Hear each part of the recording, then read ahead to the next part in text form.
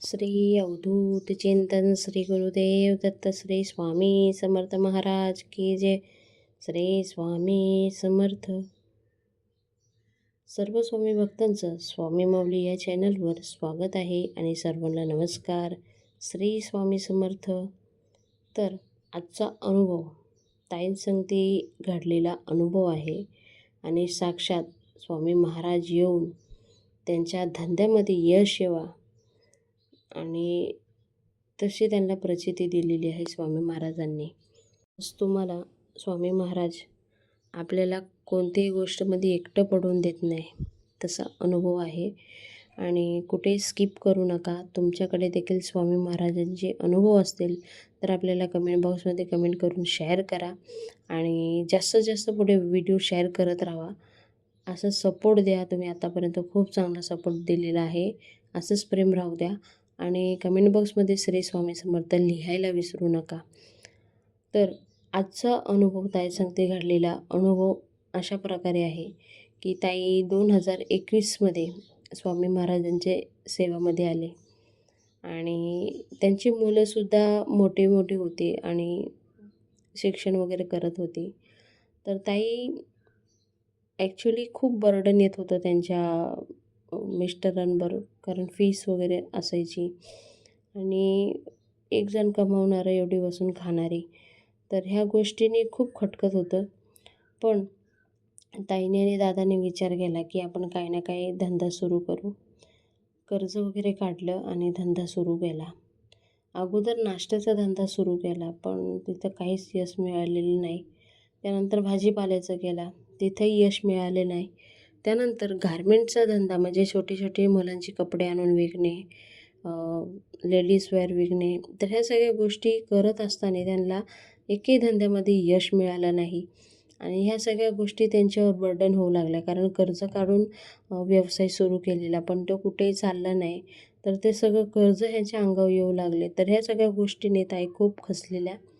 पण एक दिवशी ताईची बहीण घरी येते आणि त्यांना सांगते की बाबा तुम्ही हे सगळं करतात पण एकदा स्वामी महाराजांना साकडं घाला की स्वामी महाराज मी हा व्यवसाय सुरू करते आणि ह्या व्यवसायामध्ये यश येऊ द्या आणि जेवढी सेवा होईल तेवढी मी करत राहीन असं म्हणा तुम्ही.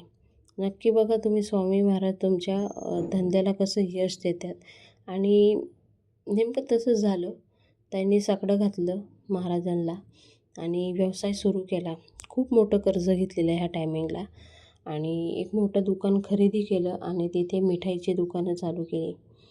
आणि स्टार्टिंगला थोडं थोडं म्हणजे धंदा होऊ लागला आणि जे धंद्याने वेग धरलं तुम्ही बिलीव्ह करणार नाही, 6 महिन्यामध्ये एवढा ग्रोथ आला धंद्याला की दादा जे कामाला जायचे नोकरीला ते नोकरी सोडून दिली आणि ते व्यवसाय कडं वळले आणि हळूहळू त्यांचे जे सगळे कर्ज होतं ते सगळं कर्ज नील झालं. आणि ते ज्या घरात राहायची ज्या फ्लॅटमध्ये त्यांनी विचार केला की ते जे घर आहे ते विकून आपण जमीन वगैरे घेऊ आणि तिथं आपलं स्वतःचं घर बांधू. तर अशा प्रकारे त्यांनी जे विचार केलेला तर तसंच झालं आणि ते जे फ्लॅट होता तो विकला. चांगल्या प्रकारे पैसे आले. दुसरीकडे एक जमीन चांगली घेऊन ठेवली. त्यांनी इन्व्हेस्ट केले. इन्व्हेस्ट केल्यानंतर समजलं की मुलीला MBSमध्ये खूप मोठी अमाऊंट भरायची आहे. आता पैसे कुठून आणणार. तर त्या पिरियडमध्ये ताईने पुन्हा सेवा सुरू केली स्वामी महाराजांची.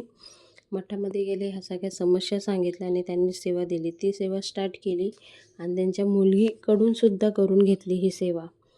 आणि त्यांची मुलगी बोलली की मी पुन्हा एक्झाम देणार आणि चांगले पर्सेंटेज आणणार ज्यामध्ये आपल्याला पैसे भरू नाही लागणार. तर ताई बोलले ठीक आहे. मग त्यांनी पुरा अभ्यास सुरू केला आणि अभ्यास सुरू केल्यानंतर एक्झाम आली. एक्झाम दिली आणि चांगल्या टक्क्याने ते पास झाले आणि त्यांना एक पण रुपये भरायला नाही आला.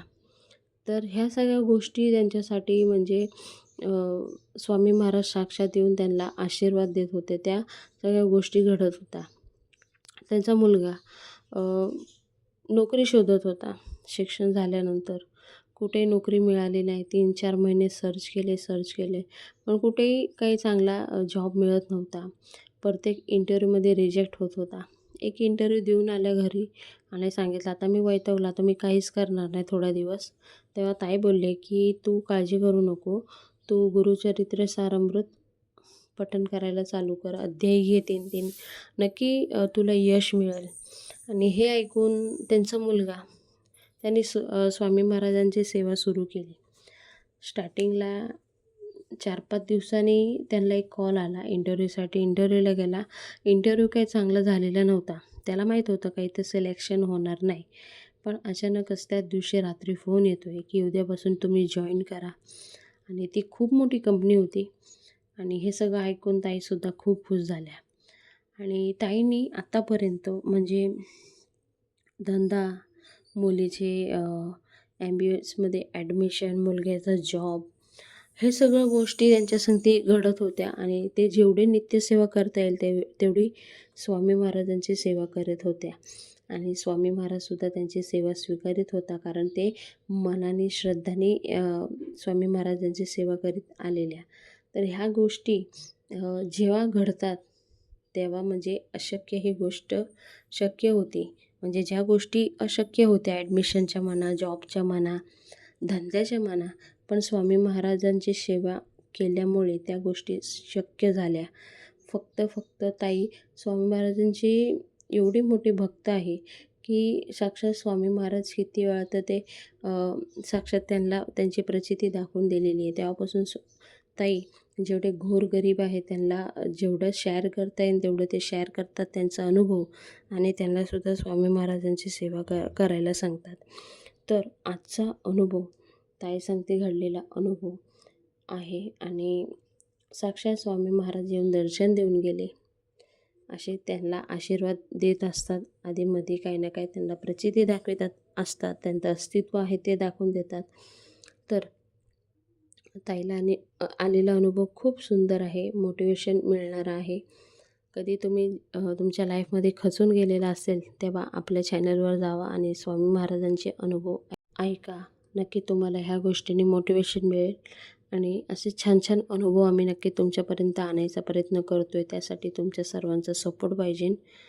तर पुन्हा भेटूया नवीन व्हिडिओ सांगते. तोपर्यंत बाय बाय. थँक्यू. जय हिंद. श्री स्वामी समर्थ.